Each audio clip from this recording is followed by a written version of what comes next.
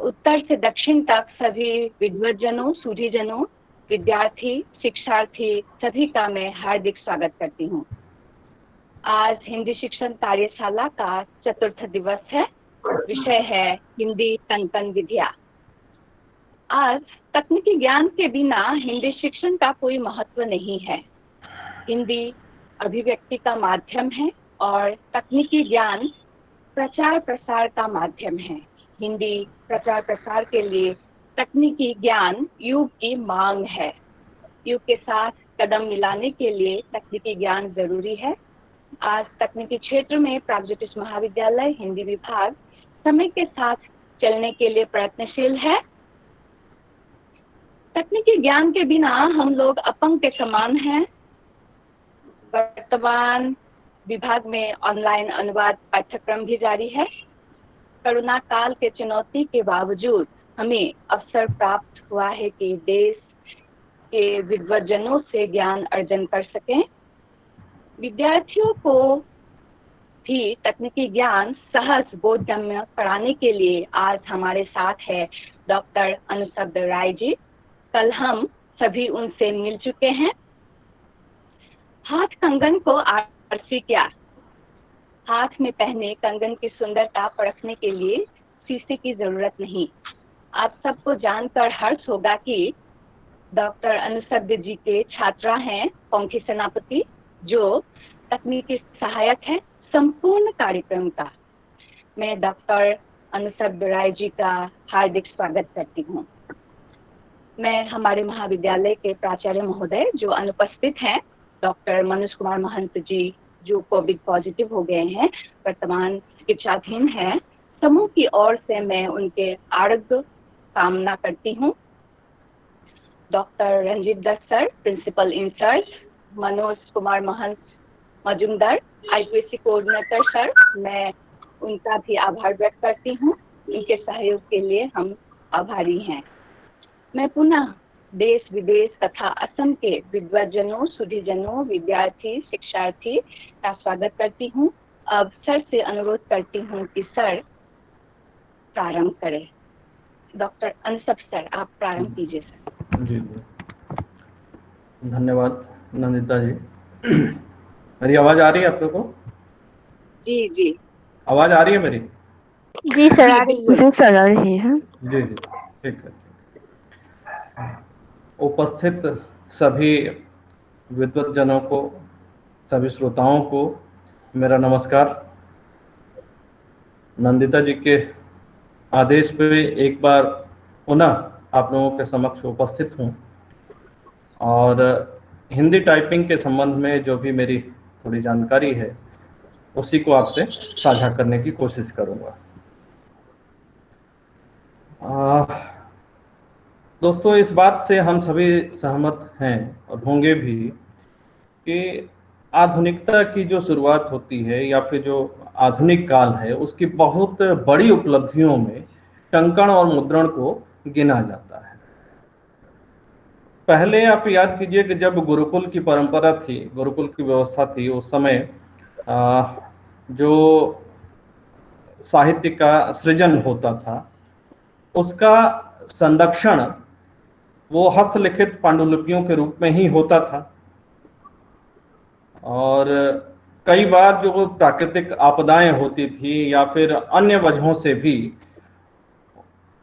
हमारे बहुमूल्य जो हस्तलिखित पांडुलिपियां थीं उनका नुकसान भी हुआ है। फर्ज के तौर पर आप मिसाल के तौर पर ले सकते हैं कि माधव कंदली ने सप्तकांड रामायण जो लिखा था, उसका पहला और आखिरी खंड जो है वो किसी प्राकृतिक आपदा की वजह से या फिर जो भी जनश्रुति रही है वो आज हमारे समक्ष उपस्थित नहीं है। शायद मुद्रण और टंकण की व्यवस्था होती तो आज हम उस एक जो अद्भुत रचना है उससे हम जो माधव कंदली की रचना थी उससे हम रूबरू हो पाते। हालांकि बाद में उनके शिष्यों ने और लिखा, उसको पूरा किया।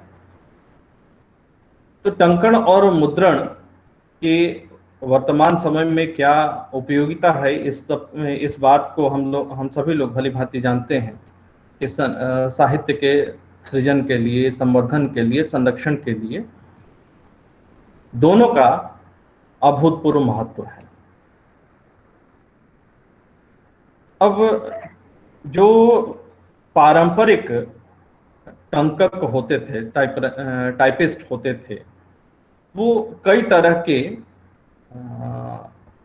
फॉन्ट्स का इस्तेमाल करते थे, जो कि आम आदमी के लिए वो सहज सुलभ नहीं था, या उसमें काम कर सकना हमारे लिए सुविधाजनक नहीं था। उसके लिए अभ्यास की बहुत जरूरत होती थी। प्रतिभा तो नहीं कर सकते, लेकिन व्युत्पत्ति और अभ्यास की जरूरत जरूर होती थी। आज भी मैं अपनी बात कर रहा हूं, मुझे यूनिकोड छोड़कर दूसरे किसी फॉन्ट में आप कह दें कि आप किसी मैटर को टाइप कर लें, मुझसे नहीं हो पाता। तो आगे मैं यूनिकोड पे बात करूंगा, लेकिन शुरू में जब टाइपिंग की व्यवस्था आई हमारे समक्ष 1878 के आसपास, टाइपराइटर का जब खोज हुआ, तो उस समय टाइपराइटर की व्यवस्था खोज ही इसलिए इस जरूरत को ध्यान में रखते हुए हुई थी कि एक तो हर जगह बिजली की व्यवस्था नहीं थी। आज भी आप देखें, टाइपराइटर किसी न किसी रूप में जिंदा हैं, तो वो अदालतों में, कचहरियों के बाहर जो लोग होते हैं, वो क्या उनको कहते हैं, मुझे अभी ध्यान नहीं आ रहा, वो टाइप करते हैं। तो वहाँ ना तो बिजली की जरूरत है, ना उतनी रख रखाव की ही जरूरत है। बाद में 1980 के आसपास जब कंप्यूटर का प्रचलन शुरू हुआ, भारत के संदर्भ में हम देखें, तो शुरू में भी ये व्यवस्था हुई कि जहां एसी लगा होगा वहीं कंप्यूटर को रखा जाएगा, या रख रखाव को लेकर तमाम सारी मतलब पेचीदगियां थी, या फिर बहुत सावधानी से उसको हैंडल करना होता था। धीरे धीरे उसमें भी सुधार हुआ, उसमें फैन लगने लगे उसकी मशीन में, और वो ठंडा मशीन को ठंडा रखने के लिए तो एसी की भी जरूरत खत्म हो गई। तो टाइपराइटर से शुरू होकर आज के कंप्यूटर तक, या हमारे मोबाइल्स में जो टाइपिंग की व्यवस्था है, वहां तक की जो यात्रा है, उसमें काफी सहजता को ध्यान में रखते हुए टाइपिंग का विकास हुआ है। अब मैं आप लोगों के समक्ष अपना जो पीपीटी है वो रखता हूँ, दिखाता हूँ, उसके माध्यम से मैं बात करता हूँ। मैडम अलाउ कीजिएगा इसमें।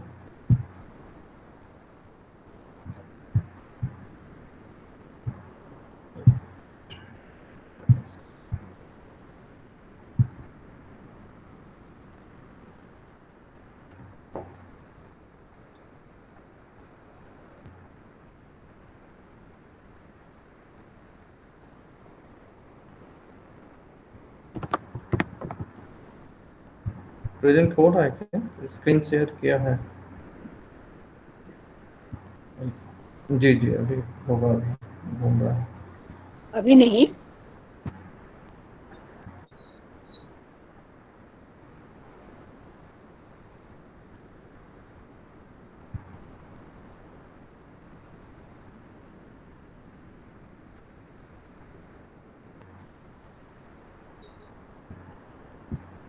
इंटरनेट की तो एक समस्या है ही, बहुत अच्छी सुविधा नहीं है इंटरनेट की, कहीं भी भारत में देख लें।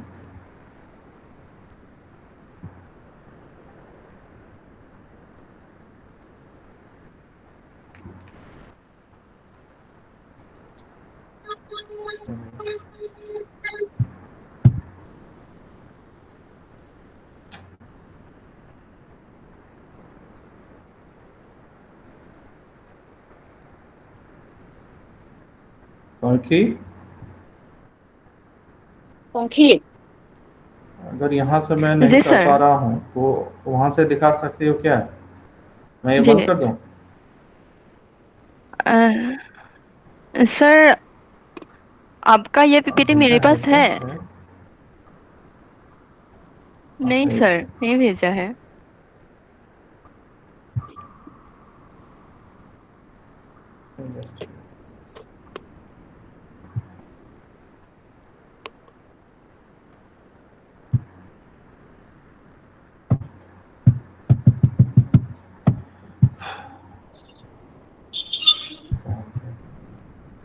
एक मिनट में लीव करके फिर से ज्वाइन कर रहा हूँ, तब शायद हो। जी सर।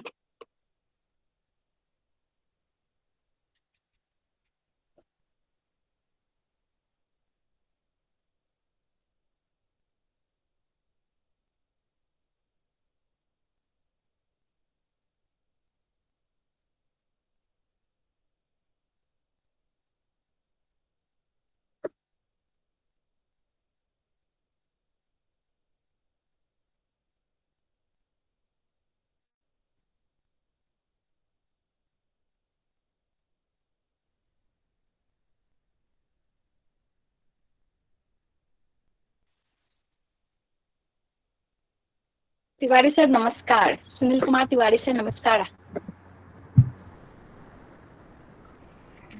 जी नमस्कार। जी जी कल आपसे मुलाकात होगी। आज थोड़ी नेटवर्क की समस्या हो रही है हमको।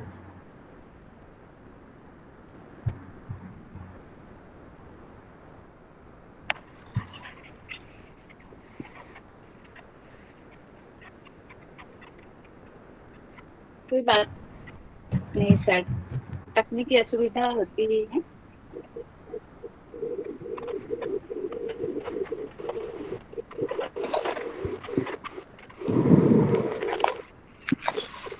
अच्छा, हो रहा है? जी सर, अच्छा, प्रेजेंट हो रहा है। ओके, ठीक है।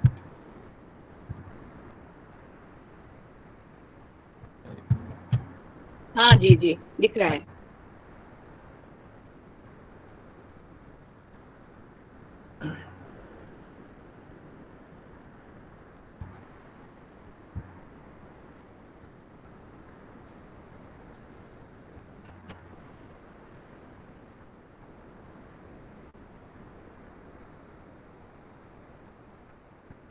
जी, अब दिख रहा है क्या? जी सर, दिख रहा है। अच्छा, ठीक है।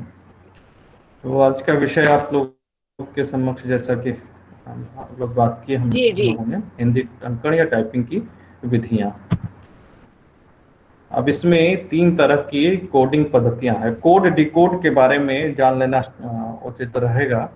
जो भी हम लोग बातचीत करते हैं, जो भी हम लोग जैसे मैं जो बातें बोल रहा हूं और आप सुनकर उसको समझ रहे हैं, तो ये पूरा का पूरा जो प्रोसेस है कोडिंग डिकोडिंग का ही है।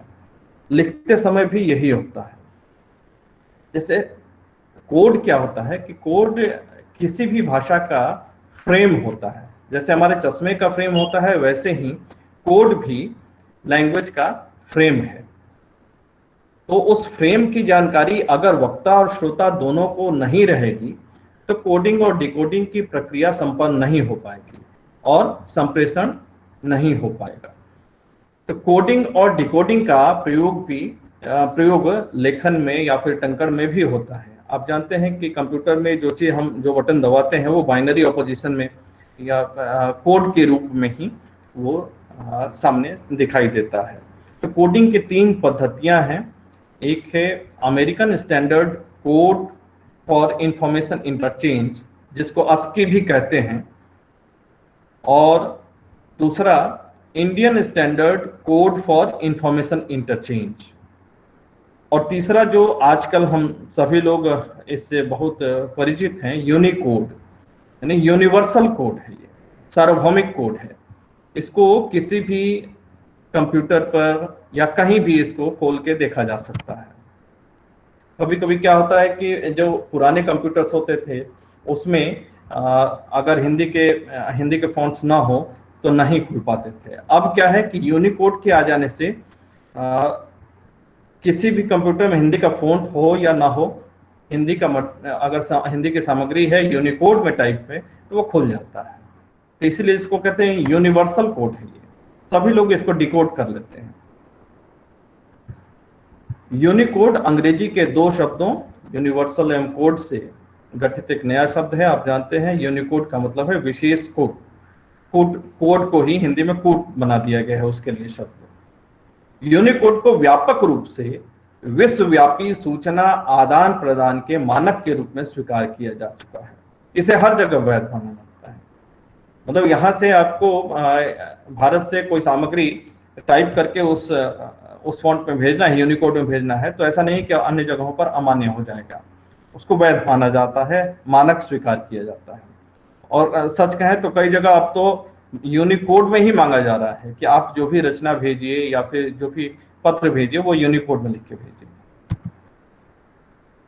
अब यूनिकोड के प्रयोग से लाभ क्या है? एक तो एक रूपता का सबसे बड़ा फायदा ये है कि विभिन्न तरह के ASCII फॉन्ट्स, जो अभी मैंने कहा कि अमेरिकन स्टैंडर्ड इंफॉर्मेशन एक्सचेंज वाली बात, वो अलग अलग तरह के जो फॉन्ट हैं उससे छुटकारा मिल जाता है। अब सभी लोग यूनिकोड में करेंगे तो एक रूपता आएगी। हिंदी में ईमेल चैट आसानी से कर सकते हैं। आप देखते हैं जीमेल में भी आप हिंदी अ का जो वहां पे निशान है वहां पर दबाएंगे तो वो हिंदी में हो जाता है, तो वहीं यूनिकोड में टाइप होने लगता है। या अपने मोबाइल से हम चैट कर सकते हैं। कार्यालयों के सभी कंप्यूटर पर हिंदी में कार्यालयों के सभी कार्य कंप्यूटर पर हिंदी में आसानी से होते हैं। मैंने अभी बताया कि पहले कार्यालयों में जो पुराने कंप्यूटर्स भी होते थे उन पर अब भी इस यूनिकोड में आसानी से काम किया जा रहा है। यूनिकोड में टंकित सामग्री किसी भी कंप्यूटर में सहजता से खोली जा सकती है, उसको देखा जा सकता है। हिंदी में बनी फाइलों का आसानी से आदान प्रदान कर सकते हैं, कहीं भी उसको शेयर कर सकते हैं, भेज सकते हैं। हिंदी कीबोर्ड को गूगल या किसी अन्य सर्च इंजन में सर्च कर सकते हैं। आप देखिए गूगल का जब खोल के देखेंगे तो उसमें आप हिंदी में भी ई कविता कोश अगर खोलना हो तो उसमें ई कविता कोश अगर आप लिख देते हैं तो हिंदी में भी सर्च कर लेता है। तो उसमें जो ई कविता कोश आप लिख रहे हैं गूगल में, तो वो किसी अन्य फॉन्ट में आप अगर टाइप करें, मान लीजिए कि चाणक्य में कर लें या कृतिदेव में करें, तो ये बड़ा मुश्किल होगा उसके लिए। यूनिकोड में लिखेंगे तो वो रिजल्ट आपके सामने होगा। अब हिंदी टंकण की कुछ विधियां जो पहले से लेकर जो अभी तक विकसित हुई हैं, वर्तमान में कंप्यूटर पर यूनिकोड आधारित हिंदी टंकण तो मुख्यतः 3 विधियां प्रचलित हैं। एक रेमिंगटन टंकण शैली। रेमिंगटन टंकण शैली क्या था कि रेमिंगटन नाम से एक क्या कहें कि एक इंडस्ट्रियलिस्ट थे जिन्होंने पहले आर्म्स जो जैसे पिस्टल है, गन है, ये सब बनाते थे, और उसी कंपनी ने रेमिंगटन एंड सन्स ने ही टाइपराइटर पहली बार बनाया था। तो उनके आधार पर रेमिंगटन टंकण शैली का इसका नाम पड़ गया। दूसरा इनस्क्रिप्ट टंकण शैली। इनस्क्रिप्ट टंकण शैली में क्या होता है कि जैसे टाइपराइटर पर अलग अलग जो बटन्स हैं, फिर हर बटन पे अलग अलग जो अक्षर हैं या मात्राएं हैं वो अंकित होती थी। तो उसमें आपको याद करना पड़ता था कि किस बटन पर कौन सी ध्वनि या अक्षर है या फिर कौन सी मात्रा है। तो वो जो पेशेवर लोग होते थे उनके लिए बड़ा वो फटाफट कर लेते थे, लेकिन हम जैसे जो साधारण लोग हैं उनके लिए बड़ा मुश्किल होता है। हालांकि धीरे धीरे याद हो जाने पर वो भी आसान लगता है। तीसरा है फोनेटिक इंग्लिश आधारित टंकण शैली। ये आज जो हम यूनिकोड में लिखते हैं, आप ध्वन्यात्मक रूप से ध्वन्यात्मक अगर उच्चारण जैसे आप करते हैं, जैसे मान लीजिए कि मोबाइल आपको लिखना है तो MOBILE अगर लिख देते हैं, उसके स्पेलिंग भी लिखते हैं, तो वो हिंदी में मोबाइल लिख के आ जाता है। ठीक है, या राम लिख रहे हैं तो RAM लिखेंगे, राम आ जाएगा। इन तीनों प्रकार की टंकण शैलियों की अपनी अपनी टंकण विधि है और प्रत्येक के लिए अपना अपना एक कीबोर्ड लेआउट है। अब देखिए, जो टाइपराइटर रेमिंगटन वाला जो लेआउट था, उसकी जो शैली थी रेमिंगटन टाइप में, इसे प्रायः रेमिंगटन टाइपराइटर के नाम से भी जाना जाता है। इसका लेआउट हिंदी टाइपराइटर जो टाइपिंग मशीन पर आधारित है। यह काफी पुराना और बहुप्रचलित लेआउट है, पहले यही आया ही था। यह लेआउट उन लोगों के लिए उपयोगी है जिन्होंने कंप्यूटर के आने से पूर्व ही इस लेआउट पर टाइपिंग सीखा या जो पहले से ही इस पर टाइपिंग करने के आदी हैं। अब देखिए, इसमें जो अलग अलग बटन्स हैं, आप कंप्यूटर के कीबोर्ड ही देख लें तो इसमें हर बटन पर अलग अलग अक्षर और मात्राएं हैं, तो आपको याद करना पड़ेगा। ठीक है, इसमें याद करना पड़ता था कि किस बटन को दबाने से क्या आता है। जैसे शिफ्ट दबाने से कोई भी जो अक्षर है वो आधा हो जाएगा या उसका पूर्ण जो रूप है वो आता था। टंकण शैली से यहाँ अभिप्राय यह है कि हिंदी शब्द टंकित करने के लिए टंकणकर्ता किस क्रम में कुंजियों का उपयोग करता है। रेमिंगटन की टंकण शैली का सिद्धांत इस प्रकार से है: the way you see the way you type, यानी शब्दों को आप जिस तरह से देखते हैं, जिस तरह से आपको पाठ दिखता है, उस तरह से यानी उसी वर्ण क्रम में आप टाइप करते हैं। जैसे कि आपको यदि कविता शब्द लिखना है तो वर्ण कुंजियों का टंकण क्रम इस प्रकार से होगा। पहले क्या आप लिखेंगे? पहले क लिखेंगे, फिर उस पर छोटी की मात्रा वाले बटन दबाएंगे, फिर वह जिस बटन पे है उसको दबाएंगे, फिर त दबाएंगे और फिर आ की मात्रा वाली बटन दबाएंगे। तो इस क्रम में इसमें रेमिंगटन टंकण शैली में होता है। कविता अगर आप कविता शब्द लिखा हुआ देखें तो पहले आप क्या देखते हैं? पहले क आपकी नजर में आता है, फिर छोटी की मात्रा आ रही है, फिर उसके बाद क्या है व, उसके बाद त और फिर आ की मात्रा। तो जैसे लिखा हुआ है उसी क्रम में आप टाइप करते जाते हैं। तो ये टाइपराइटर में होता था या फिर जो इनस्क्रिप्ट में है उसमें भी ऐसे ही होता था। डीओई फोनेटिक, इसे इनस्क्रिप्ट लेआउट भी कहते हैं। इस लेआउट का मानकीकरण भारत सरकार के इलेक्ट्रॉनिक्स विभाग डिपार्टमेंट ऑफ इलेक्ट्रॉनिक्स द्वारा किया गया तथा ब्यूरो ऑफ इंडियन स्टैंडर्ड्स द्वारा इसे राष्ट्रीय मानक घोषित किया गया। इस लेआउट की सबसे बड़ी विशेषता यह है कि यह सभी भारतीय भाषाओं के वर्णों के लिए प्रयुक्त कुंजियों में समरूपता रखता है, अर्थात कुंजी पटल की कुंजी के सभी भारतीय भाषाओं के लिए वर्ण क की कुंजी रहेगी। ये इसमें एक फायदा था। जैसे मान लीजिए कि यहाँ अगर कंप्यूटर में ये यहाँ अगर के का बटन है तो के दबाने से हर भाषा में वो क ही लिखेगा। आप देख लीजिए, ये भी थोड़ा मतलब हम लोगों के लिए कठिन है जो नए लोग हैं टाइपिंग के क्षेत्र में, टाइपिंग के मामले में, कि क्योंकि हर मात्रा और अक्षर को याद करना पड़ेगा कि किस बटन पे कौन सा लेटर है। इसमें टंकण शैली कैसे होती है, किस तरह से टाइप करते हैं आप? इनस्क्रिप्ट टंकण शैली का सिद्धांत इस प्रकार से है: the way you pronounce the way you type. उसमें क्या था? The way you see the way you type, मतलब जैसे आप देखते हैं वैसे टाइप करते थे। लेकिन इस इनस्क्रिप्ट में क्या है? द वे यू प्रोनाउंस, जिस तरह से आप उच्चारण करते हैं उस तरह से, पाठ का जिस तरह से उच्चारण करते हैं उसी क्रम में, उसी वर्ण क्रम में आप टाइप करते हैं। जैसे कि आपको मान लीजिए कविता शब्द लिखना है तो वर्ण कुंजियों का टंकण इस क्रम से होगा। अब बोल के आप देखिए, कविता, तो व ई की मात्रा तो आ, ऐसे बोल रहे हैं आप, तो उसी क्रम में आपको टाइप करना पड़ेगा। पहले क, फिर व, फिर छोटी की मात्रा, फिर त, फिर आ की मात्रा।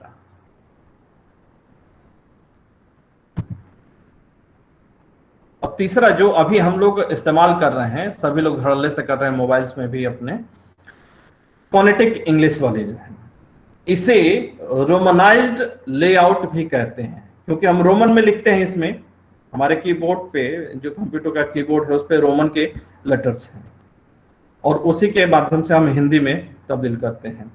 इसे रोमनाइज्ड लेआउट कहते हैं। इसका ध्वन्यात्मक लिप्यंतरण आधारित कीबोर्ड लेआउट कंप्यूटर का वास्तविक कीबोर्ड लेआउट क्वेर्टी ही है। क्वेर्टी का क्या अर्थ है? अगर आप लोगों ने अपने सामने कंप्यूटर खोल रखा हो, लैपटॉप खोल रखा हो, तो वहां देखिए क्यू जहां से शुरू होता है, QWERTY, एक ही लाइन में है। QWERTY देखिए आपके जो कीबोर्ड है, तो इसी क्रम में लेआउट है इसका। ध्वन्यात्मक लिप्यंतरण, फोनेटिक ट्रांसलिटरेशन, मशीनी लिप्यंतरण की एक विधि है। इसमें क्या होता है? ट्रांसलिटरेशन होता है। जैसे RAM लिखेंगे तो उसका ट्रांसलिटरेशन होगा राम। मशीनी लिप्यंतरण की एक विधि है जिससे देवनागरी आदि भारतीय लिपियों को आपस में तथा रोमन में बदला जाता है। इसकी कोई मानक लिप्यंतरण स्कीम नहीं होती, अलग अलग टूल में अलग अलग स्कीम प्रयुक्त होती है। इस टंकण शैली में प्रयुक्त हिंदी अथवा कोई भी जो भारतीय भाषाएं हैं, कोई भी इंडिक लैंग्वेज है, टेक्स्ट को रोमन लिपि में टाइप किया जाता है तथा वह रियल टाइम में, यानी उसी समय, समकक्ष देवनागरी अथवा इंडिक लिपि में ध्वन्यात्मक रूप से परिवर्तित हो जाता है। जैसे नंदिता आपको लिखना है तो NANDITA अगर लिखेंगे और स्पेस दबाएंगे तो नंदिता लिखा हुआ आ जाएगा।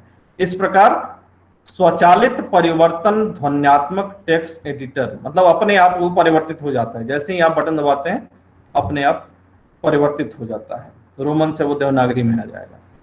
इस प्रकार स्वचालित परिवर्तन ध्वन्यात्मक टेक्स्ट एडिटर, वर्ड प्रोसेसर तथा सॉफ्टवेयर प्लगइन के द्वारा किया जाता है। परंतु सर्वश्रेष्ठ तरीका फोनेटिक IME का प्रयोग है, जिसकी सहायता से टेक्स्ट किसी भी एप्लीकेशन में सीधे ही लिखा जा सकता है। लेकिन इस टंकण शैली में कार्य करने के लिए प्रयोगकर्ता को अंग्रेजी का अच्छा खासा ज्ञान होना आवश्यक है। यानी जो IPA अगर है, इंटरनेशनल फोनेटिक अल्फाबेट, अगर आपको ठीक से पता है तो बहुत ही परफेक्टली आप इसमें टाइप कर सकते हैं। वर्तनी की अशुद्धियां कम होने के चांसेस रहेंगे। लेकिन इस टंकण शैली में कार्य करने के लिए प्रयोगकर्ता को अंग्रेजी का अच्छा खासा ज्ञान होना आवश्यक है। यह कंप्यूटर के उन प्रयोगकर्ताओं के लिए बेहतर है जो पहले से ही अंग्रेजी की टाइपिंग जानते हैं और हिंदी टाइप करना चाहते हैं। जैसे कि आपको कविता लिखना है तो रोमन वर्ण कुंजियों का टंकण क्रम इस प्रकार से होगा, KAVITA। ए लिखने से भी आ जाता है, लेकिन आप लिंग्विस्टिक्स में देखेंगे या IPA में देखेंगे कि ए के ऊपर एक मार्क होता है उसको दीर्घ बनाने के लिए। तो अगर आप डबल A लिखते हैं तो उसमें गलती करने के चांस नहीं है, कवित लिखा आएगा ही नहीं, सीधा वो कविता ही लिखा आएगा। नहीं तो हो सकता है कि KAVITA अगर लिखें तो कभी कभी कवित भी लिखा आ जाए।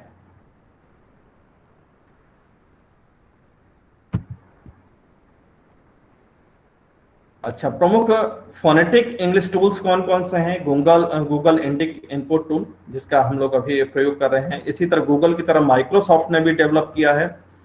और तीसरा है गूगल वॉइस इनपुट टूल। ये हम बोल के भी, अभी गूगल ने हमें यह सुविधा दी है कि गूगल डॉक्स में जाकर आप माइक के द्वारा बोलकर भी टाइप कर सकते हैं।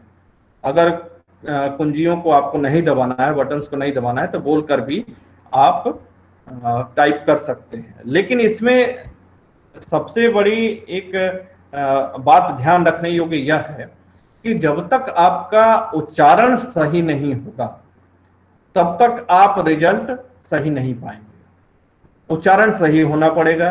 दूसरा, आपको वर्तनियों का ज्ञान होना आवश्यक है कि कौन से शब्द में किस तरह कौन सी वर्तनी लगेगी।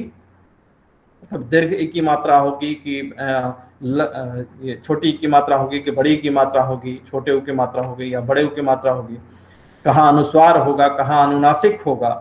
अनुसार और अनुनासिक में तो खैर छोड़ ही दीजिए, आजकल लोग भेद ही नहीं करते हैं, लेकिन उसका अपना महत्व है, उस पर भी कभी हम लोग बात करेंगे। अगले अगर वर्कशॉप कराएंगे तो कई सारी ऐसी चीजें हैं छोटी छोटी जिसको लोग नजरअंदाज कर रहे हैं आजकल।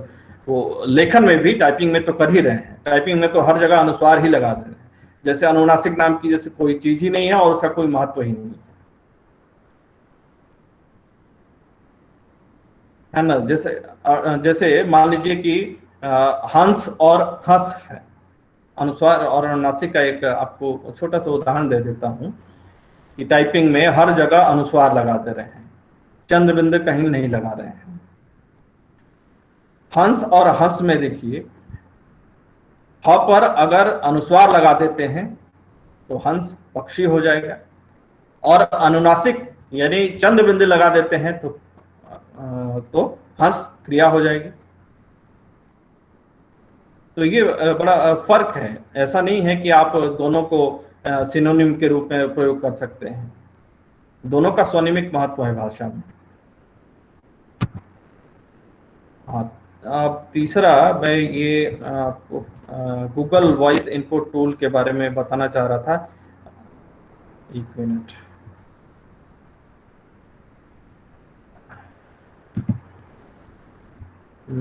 मेरी स्क्रीन आप लोगों को दिख रही है? जी सर। अच्छा ठीक है। तो वॉइस टाइपिंग के लिए क्या करेंगे कि गूगल क्रोम में या मोजिला फायरफॉक्स में, जिसमें भी आपको सुविधा हो, आप उसको खोलें। आप देखें नेटवर्क कितना साथ देता है हम लोगों का।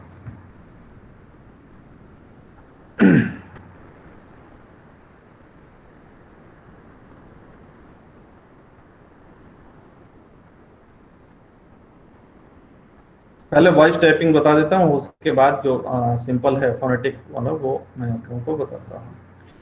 अब यहाँ गूगल ये खुल रहा है, के बाद देखिए गूगल वॉइस टाइपिंग के लिए आपको जीमेल में लॉगिन करना जरूरी है, जीमेल वाला अकाउंट आपका खुला होना चाहिए।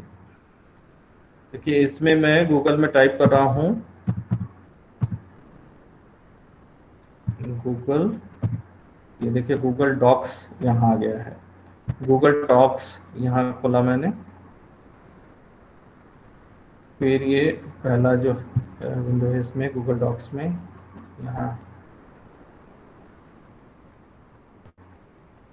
क्लिक किया, इस तरह से खुलेगा। इसमें आपको पर्सनल पे जाना है, go to Google Docs personal पे।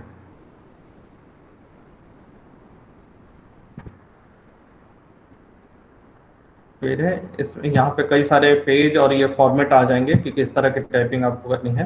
खैर हम अभी ब्लैंक पेज यहाँ लेते हैं, तो ब्लैंक पेज पे क्लिक किया।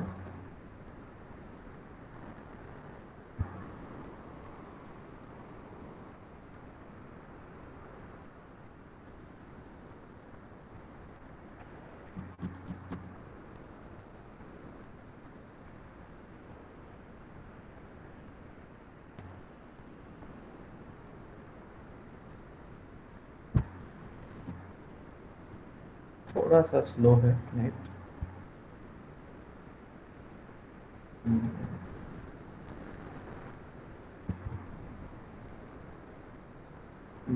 जो लोग कंप्यूटर पर बैठे हों, जिन लोगों ने लैपटॉप खोल रखा है, वो भी इसी तरह से करें।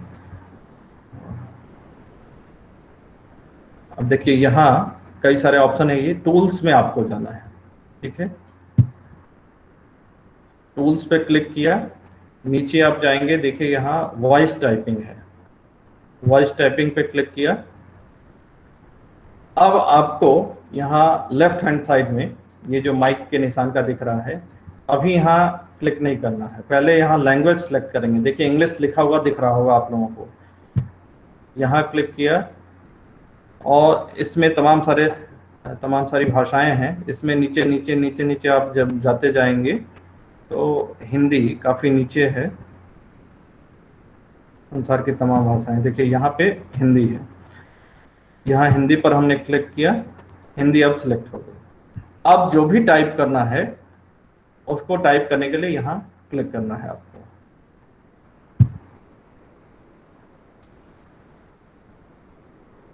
महापुरुष श्रीमंत शंकर देव,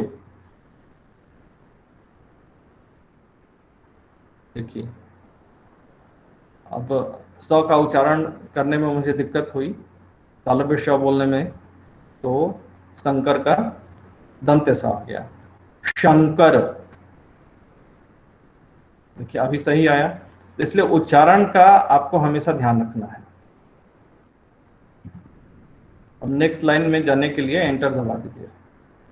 करतलक, करतल, लग रहा है नेटवर्क कुछ इशू है। करतल कमल दल, करतल कमल, कमल दल नयन।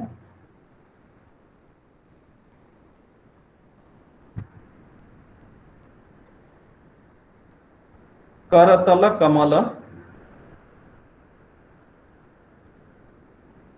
कमल दल नयन।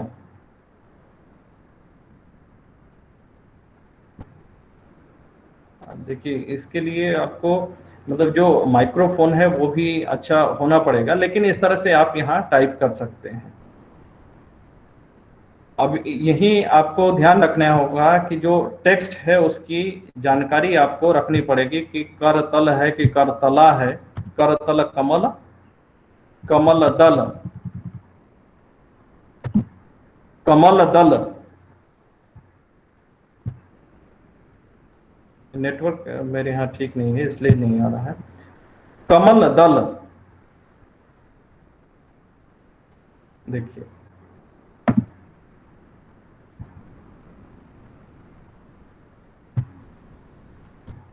ये महापुरुष श्रीमंत शंकर देव का श्रीमंत शंकर देव की पहली कविता जिसको कहा जाता है, ये है कि बिना मात्राओं के उन्होंने कविताएं लिखी थी। तो इस तरह से आप यहाँ बोलकर टाइप कर सकते हैं। जब भी रुक जाए तो इस वाले बटन पे आपको क्लिक करना है और फिर से वो रीस्टार्ट हो जाएगा। अब इसको सेव करने के लिए यहाँ से कॉपी करेंगे और किसी भी वर्ड की फाइल में, यहाँ मान लीजिए कि एक वर्ड की फाइल हमने खोल ली,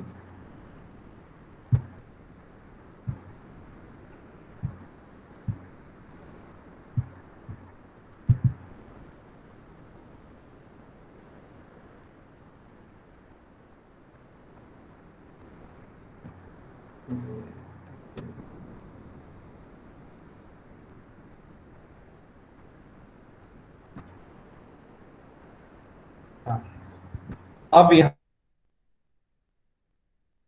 पेस्ट कर देंगे, कंट्रोल पी।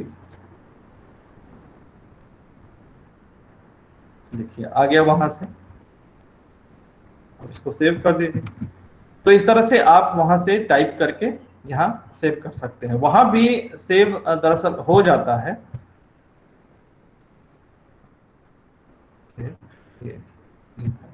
अगर इसको आप बंद भी कर देते हैं, यहाँ पे कई सारे फीचर्स हैं। आप देखिए इसका अलाइनमेंट भी कर सकते हैं या फिर फॉन्ट भी इसका चेंज कर सकते हैं। जैसे एरियल में है तो एरियल है, या फिर और कई सारे जो यूनिकोड के फॉन्ट्स हैं उसमें है। यहाँ से आप शेयर भी कर सकते हैं, किसी को डॉक्यूमेंट ये भेजना है तो यहीं से भेज सकते हैं, ईमेल कर सकते हैं। ठीक है, तो ये उम्मीद है आप लोगों को समझ में आया होगा कि voice typing, Google voice typing कैसे करते हैं। आप हैं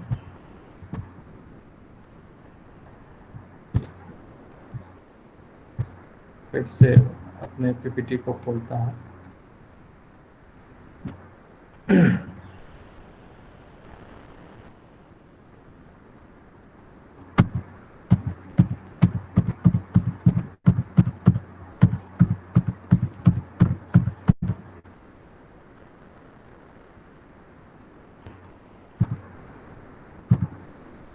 यहाँ मैंने वही google.com करके यहीं से सोचा था कि मैं यहाँ खोल दूंगा, यहीं से क्लिक करूंगा और गूगल पे पहुंच जाऊंगा। बस इसी के लिए यहाँ कॉपी पेस्ट किया था इस स्लाइड पे मैंने।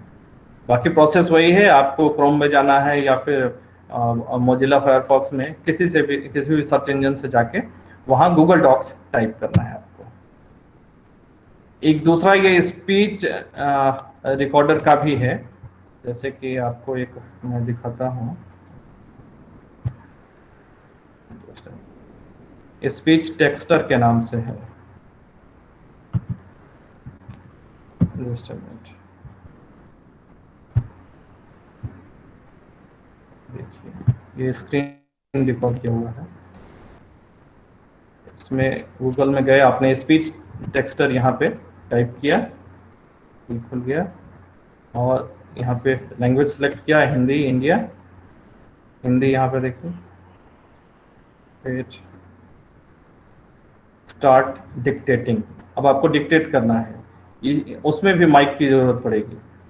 और ऊपर में आप देखेंगे यहाँ जो भी आप बोलेंगे आपका परसेंटेज भी दिखाते जाएगा कि कितना परसेंट आपका करेक्ट है, कितना सही बोला आपने, कितना मैच कर रहा है। जैसे महाविद्यालय शब्द बोला आपने, महाविद्यालय लिख के आ गया, विश्वविद्यालय बोला 94% तक, धन्यवाद बोला 96% तक, इतना मैच करके लिख दिया। अब यहाँ से भी आप कॉपी पेस्ट कर सकते हैं, कॉपी ऑल टेक्स्ट, और फिर दूसरे स्टॉप शेयरिंग या फिर दूसरे आप वर्ड की फाइल में जाकर वहां से कर सकते हैं, वहां इसको सेव कर सकते हैं। नेक्स्ट ये यूनिकोड के कुछ फॉन्ट्स हैं, जैसे मंगल है, एरियल है, अपराजिता है, ठीक है। और इसमें एक नहीं आ पाया जिसका मैं अक्सर उपयोग करता हूँ, कोकिला का। कोकिला में थोड़ा सुंदर दिखते हैं वो, वहाँ जो अक्षर हैं, जैसे जो संयुक्त जो अक्षर हैं, या फिर जो डबल त है, या फिर इस तरह के जो द्वित्व वर्ण वाले हैं, उसमें थोड़े सुंदर तरीके से उसमें दिखते हैं कोकिला में। ये अलग अलग तरीके से लिखे हुए आएंगे, एक ही चीज है लेकिन अलग अलग तरीके से थोड़ा लिखने में अंतर है। तो बस ये आज के लिए मेरे पास इतनी ही सामग्री थी आपसे साझा करने के लिए। और अब मैं आपको दिखाता हूँ कैसे हम लोग इन जनरल टाइप करते हैं। जैसे वर्ड की फाइल आपने खोल ली यहाँ पे, और हिंदी टाइपिंग आपको करना है, तो फोनेटिक का कैसे इस्तेमाल करते हैं। वर्ड की फाइल खोली, इसको मैं डिलीट कर रहा हूँ, मैंने वहाँ से वॉइस टाइपिंग से इसको लिया था। यहाँ देखिए, यहाँ लैंग्वेज बाहर होगा, इसमें मैंने Hindi already Google input tools डाल रखा है। आपको अगर अपने कंप्यूटर में डालना है और भी कोई लैंग्वेज यहाँ पर ऐड करना है, तो नीचे देखिए लैंग्वेज प्रेफरेंसेज दिया हुआ है, इस पर आप क्लिक करेंगे।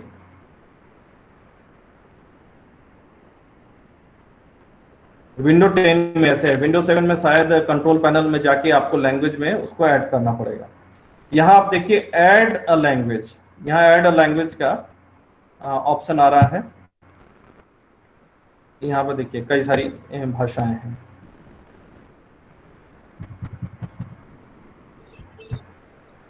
तो यहाँ से नीचे जा सकते हैं कैसे। जैसे मान लीजिए कि मैं एसएमएस को करता हूँ, ठीक है,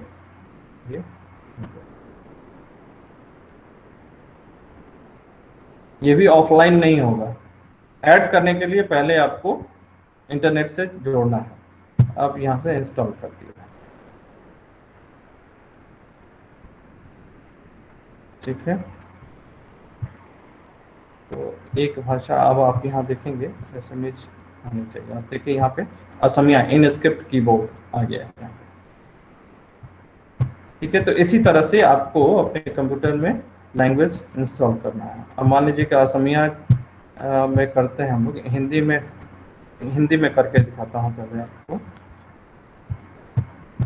ये कीबोर्ड से हम करेंगे। जैसे मान लीजिए कि हम लिखना है करतल कमल, तो KAR,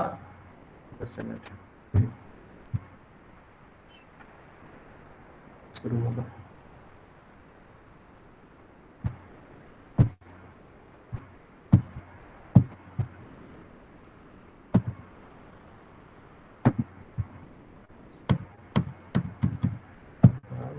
साइज बढ़ा देता हूँ ताकि आप लोगों को दिखे।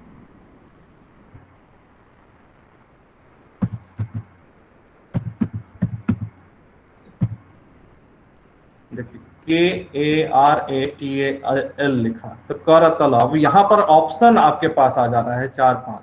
तो जब तक आपको सही ऑप्शन की जानकारी नहीं होगी आप सेलेक्ट कैसे करेंगे?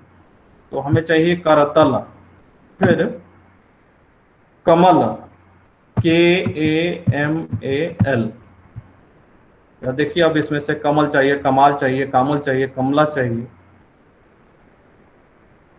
अब कमला लिखना, कमला अगर चाहिए तो आपको डबल ए लगा दीजिए, करतल कमल। फिर उसके बाद दल लिखना है DAL। DAL लिखा तो देखिए आपके पास इतने ऑप्शन दे दिए, करतल कमल, कमल दल, KAMAL, कमल दल नयन, NAYAN। तो आप रोमन में लिख रहे हैं और देवनागरी में आ जा रहा है, करतल कमल, कमल दल नयन। एंटर किया, नीचे आ गया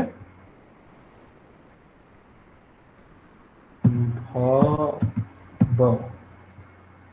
देखिए यहाँ पे भाव भी आ रहा है, आपको लिखना है भव दब, VAB, भव दब, सॉरी दहन, भव दब दहन। क्या है आगे, क्या है नंदिता जी? भव दब दहन, सघन बन शयन। हाँ हाँ हाँ, गहन, गहन जी बन जी, शयन। गहन, जी गहन, BAN, गहन बन शयन। हाँ हाँ शयन, शयन। ठीक है, तो आप देख रहे हैं इसमें कि रोमन में मैं लिख रहा हूं और जैसे ही स्पेस दबा रहा हूं तो वो देवनागरी में आ जा रहा है। तो बड़ा इजी है ये। इसमें आपको ये याद नहीं करना है कि किस की पे, कौन से बटन पर कौन सा अक्षर है या कौन सी मात्रा है। तो इसी को यूनिकोड कहते हैं। और ये अगर सेलेक्ट करके आप कहीं भी भेज देते हैं दुनिया के किसी भी कोने में, किसी भी कंप्यूटर पर ये खुल जाएगा। ठीक है, इसीलिए इसको कहते हैं यूनिवर्सल कोड है ये, यूनिकोड, यूनिवर्सल कोड, सार्वभौमिक कोड है ये।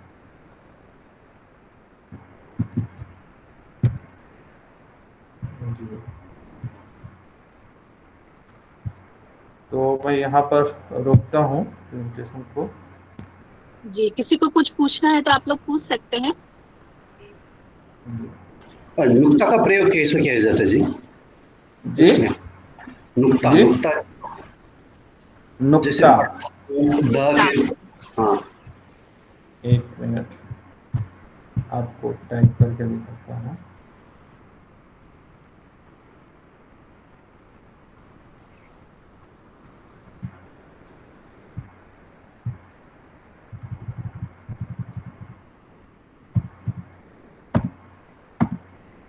जैसे मान लीजिए कि दंत शब्द है, ठीक है, DANT, दंत।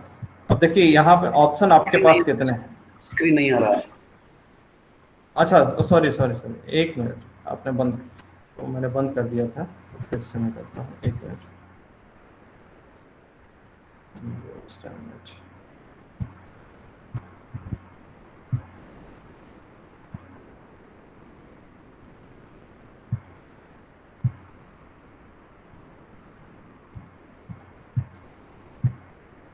बंद कर दिया था।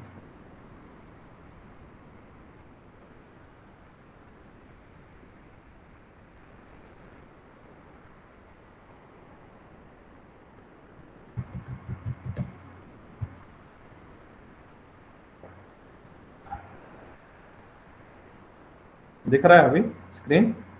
जी जी जी।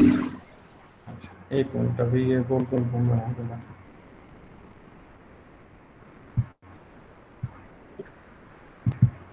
ये वर्ड की फाइल मैं खोल रहा हूँ आपको दिखाने के लिए। वर्ड की फाइल दिख रही है आपको? जी जी। हाँ दिख रहे जी। जी। तो आपने बोला कि अच्छा, नुक्ते का प्रयोग आपने बोला, मैं अनुस्वार का बता रहा हूँ, ठीक है। नुक्ते वाला। हाँ जी, तो नुक्ता आपको नुक्ते का प्रयोग। जैसे खुदा, KHUDA, खुदा, आप देखिए यहाँ पे ऑप्शन है खुदा, ख के नीचे आ गया अनुस्वार। ज्यादातर शब्दों, अगर ज में नुक्ता लगाना है आपको तो जेड का प्रयोग करें। जैसे जैसा जुदा, जुदा, ठीक है, तो ZUDA। अच्छा जेड का जी जी जेड का जी प्रयोग। हाँ जी जी जी समझ। जी, इस तरह से आपको करना होगा। ज वाले में वो करना होगा। ऑप्शन आपके पास आ जाएगा, इसमें 4-5 जो भी फिट हैं वो आ जाएंगे, उसमें से आपको चुन लेना है। जी जी जैसे धन्यवाद। हम कहते हैं कि फिराक, क के नीचे अगर लगाना है तो क्यू लगा दीजिए, फिराक, है ना, फिराक, फिराक। अब लिखना है आपको खाक, ये देखिए खाक आ गया।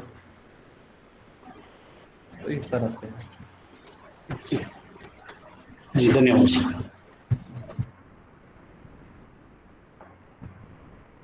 इसमें आपको अनुस्वार और अनुनासिक का बहुत आपको ध्यान रखना पड़ेगा। जैसे मान लीजिए कि सांस शब्द है, अब देखिए ये यहाँ अनुनासिक वाला भी दे रहा है, और दूसरा अगर ऐसे लिख दें, यहाँ एक देखिए सांस। अब सही कौन होगा, आप जानते हैं कि ये जो पहला जो है जिसमें चंद्र बिंदु लगा होगा, ये सांस शुद्ध है, ठीक है। लेकिन आजकल क्या कर रहे हैं टाइपिंग में लोग, ये अनुस्वार लगा के ही आगे बढ़ जा रहे हैं, ये गलत है। ये ठीक वही बात हो गई जैसे मैं कहूँ हंस, देखिए दोनों ऑप्शन आ रहे हैं लेकिन दोनों के अलग अलग अर्थ हैं। एक ये हंस हो गया और ये हंस हो गया।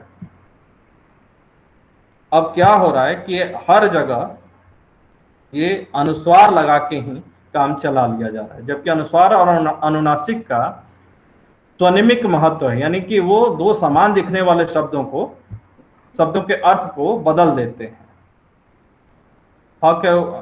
अगर अनुस्वार और अनुनासिक को यहाँ छोड़ दें तो बाकी का जो शब्द है हस हस दोनों में एक ही है, ठीक है। तो ऐसा नहीं कि हम टाइप करते समय इसको ध्यान रखना चाहिए कहाँ अनुस्वार लगाना है कहाँ अनुनासिक लगाना है। जब वॉइस टाइपिंग भी आप करेंगे तो भी ये आपको ध्यान रखना है।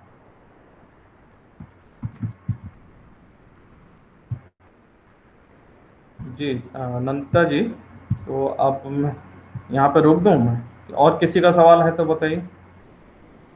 हाँ, और किसी को कुछ पूछना है तो आप पूछ लीजिए। नमस्कार अनुशब्द जी, मैं चंदना बोल रही हूँ। मैं चाहती जी थी जी कि आप नमस्कार, अपना नमस्कार नाम मैडम। नमस्कार सर, आप अपना नाम लिखकर कृपया बच्चों को बताइए, क्योंकि शब्द लिखने में अक्सर दिक्कत हो जाती है। अरे जैसे संयुक्त अक्षर, हाँ।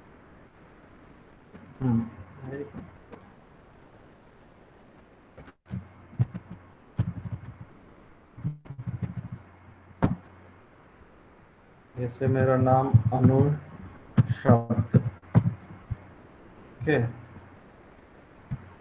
ये देखिए आ गया, दिख रहा है? हेलो जी जी जी सर दिख रहा है। जी सर दिख रहा है, अभी दिख रहा है। जी से अच्छा, ये तो हो गया संयुक्त अक्षर वाले शब्द। अच्छा, द्वित वर्ण वाले जो शब्द हैं, मान लीजिए कि सत्ता लिखना है, सत्ता, SATTA, अब देखिए सत्ता आ गया। लेकिन ध्यान रखिएगा यहाँ सट्टा भी आ जाता है, हालांकि अब सत्ता और सट्टा में बहुत ज्यादा अंतर रहा नहीं है ना।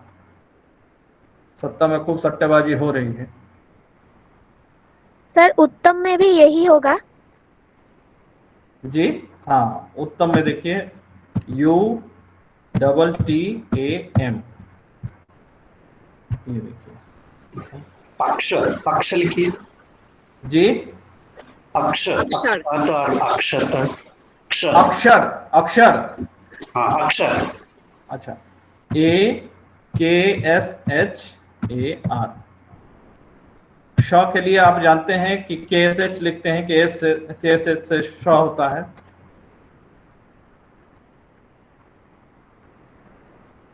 ठीक है, अब देखिए ये मंगल में भी दिख रहा है। अगर इसको हम, जैसे ये सट्टा शब्द है, ये अलग अलग दिख रहा है। इसको अगर यहाँ से हम लोग दूसरे ये ले लेते हैं, क्या बोलते हैं, कोकिला, KOKILA।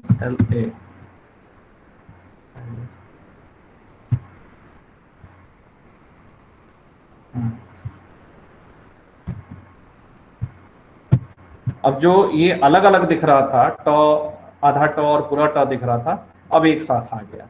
तो कोकिला में यही है कि आपको जो संयुक्ताक्षर हैं एक साथ दिखते हैं। अब जैसे मंगल में अभी लिखेंगे आप विश्वविद्यालय, देखिए कैसे लिखा हुआ आएगा, विश्वविद्यालय।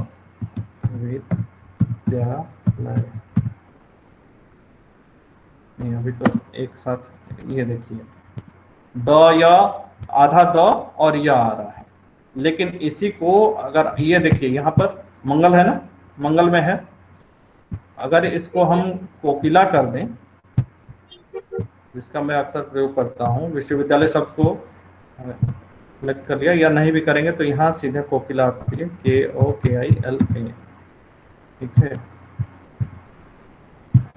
आप देखिए यहाँ पर विश्वविद्यालय लिखा हुआ आ गया। तालब विश्व और वह संयुक्त हो गया, द और यह संयुक्त हो गया, द्य बन गया। दोनों सही है, हालांकि कुछ लोग मंगल में चाहते हैं, कुछ लोग मतलब उसमें कोकिला जो है वो यूज करते हैं, मैं कोकिला यूज करता हूँ। तो ये है, आप लोग भी कीजिए, आनंद आएगा। वॉइस टाइपिंग का भी आनंद लीजिए आप लोग, लेकिन वही है कि नेट की सुविधा अच्छी होनी चाहिए। तो मैं ये बंद कर देता हूँ। जी जी बहुत बहुत आभार, आपने बहुत ही कम शब्दों में बहुत सी सूचनाएं दी। अब प्रीति आप आभार व्यक्त कीजिए। प्रीति। अरे कल व्यक्त किया था, रहने दीजिए। कोई बात नहीं, अनुष्ठानिकता के लिए।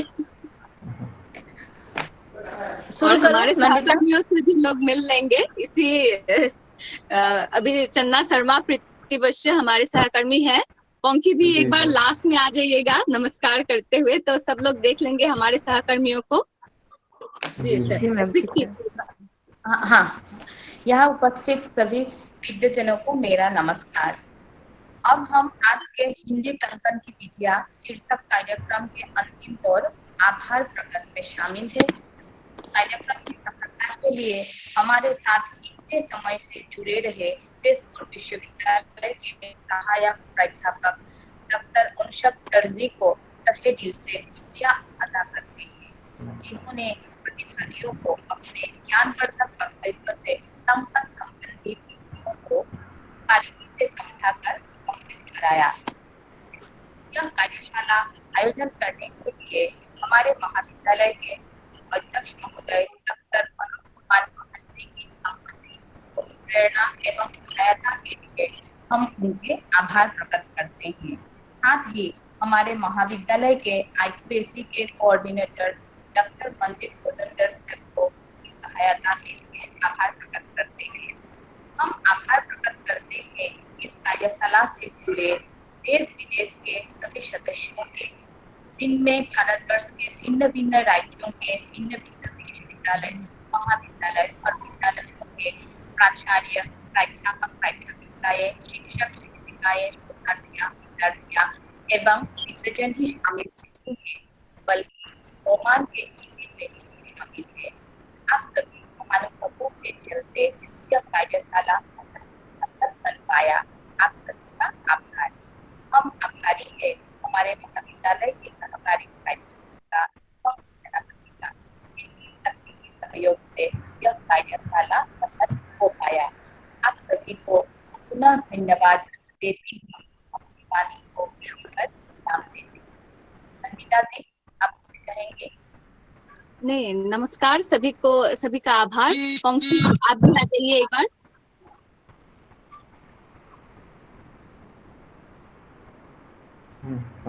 हमारे सहकर्मी है पंखी। चंदना मैडम नमस्कार। नमस्कार सर, नमस्कार। आपने 1 घंटा कैसे बोला पता ही नहीं चला। अरे वही मैं सोच रहा था क्या बोलूंगा। तो आप लोगों का महाविद्यालय बहुत मतलब एक्टिव है, सक्रिय है अपने विद्यार्थियों के कल्याण के लिए। और नौगांव कॉलेज जो है, करबी मैडम यहाँ पे जुड़ी हुई हैं, उनके कॉलेज में भी मैं देखता हूँ कि विद्यार्थियों के हित के लिए हमेशा वो लोग तत्पर रहते हैं। तो दो महाविद्यालय तो मैं ऐसे देख रहा हूँ कि जो अपने विद्यार्थियों को निरंतर आगे बढ़ाने के लिए हमेशा कुछ न कुछ कार्यक्रम आयोजित करते रहेंगे, कुछ मतलब उनको हमेशा हर जगह आगे बढ़ने के लिए प्रोत्साहित करते रहते हैं। तो ये बड़ी अच्छी बात है, और खास करके हिंदी के विद्यार्थियों के लिए कि आप लोगों को ऐसे गुरु मिल रहे हैं और ऐसा माहौल आप लोगों को मिल रहा है। तो आप लोग पढ़िए खूब अच्छे से और अपने सर आपको भी बहुत धन्यवाद। इतनी मतलब सुंदर तरीके से हमको समय दिया, हमारा सहयोग किया, और आप जैसे गुरु पाकर, अपना शिष्य पाकर भी हमारा विभाग बहुत बहुत धन्यवाद सर। मेरे और भी विद्यार्थी और शोधार्थी यहाँ पे जुड़े हुए हैं। विभूति विक्रमनाथ को देख रहा हूँ, प्रियंका दास को देख रहा हूँ, और भी कई सारे विद्यार्थी हैं यहाँ पर।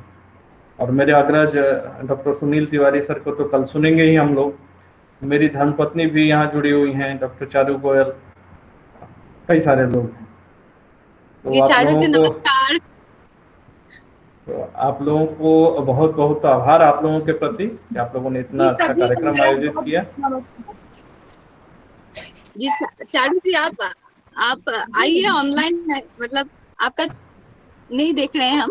वीडियो ऑन कर लीजिए मैम। ऑन कर लीजिए मैम। हाँ चारू जी। हाँ हाँ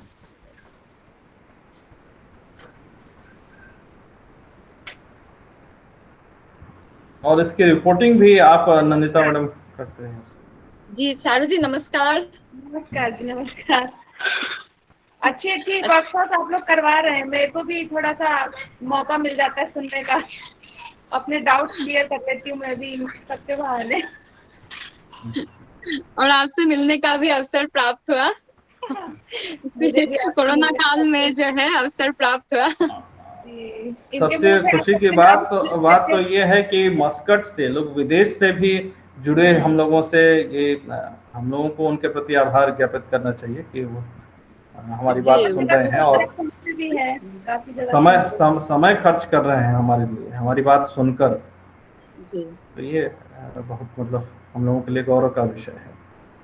और ये हाँ, एक मैं बात आपको बताना भूल गया। मेरा एक प्रिय विद्यार्थी है प्रवीण बोरा, वो मणिपुर विश्वविद्यालय से पीएचडी कर रहा है अभी, और उसने काफ़ी मदद की मुझे ये सब चीज़ें सिखाने में, या उसी से मैं सीखता रहा। मैं अपने विद्यार्थियों से भी लगातार असमिया भी सीखता हूँ, और जितनी टेक्निकल चीज़ें हैं वो सारी मैं उनसे सीखता हूँ। तो इस मामले में मेरे गुरु हैं सब, प्रियंका दास हो या फिर प्रवीण बोरा हो, विभूति हो या फिर पंखी हो, सबसे मैं सीखते रहता हूँ कुछ न कुछ। तो आप सबको प्रणाम करते हुए मैं आप लोगों से विदा लेता हूँ। बहुत बहुत धन्यवाद। जी धन्यवाद सर, नमस्कार। जी सर धन्यवाद। धन्यवाद सर। सौरभी मैडम भी थी यहाँ पे। सर हाँ सर, मैं हूँ। आपने मेरा नाम लिया था, आपको बहुत बहुत धन्यवाद। अरे madam Karabi congratulation. Thank you thank you sir. Ji.